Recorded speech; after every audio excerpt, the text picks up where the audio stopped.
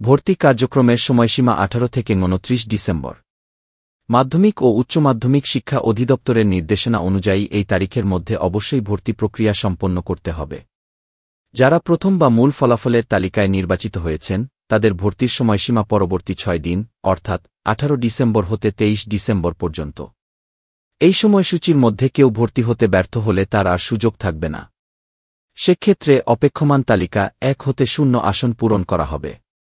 আসন শূন্য থাকা সাপেক্ষে অপেক্ষমান তালিকা 1 হতে ভর্তি হতে পারবেন। এক্ষেত্রে সময়সীমা 24 থেকে 27 ডিসেম্বর পর্যন্ত।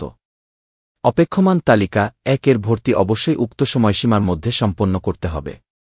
এরপরেও আসন শূন্য থেকে গেলে অপেক্ষমান তালিকা 2 হতে তা পূরণ করা হবে। সময়সীমা 28 ও 29 ডিসেম্বর। ধন্যবাদ।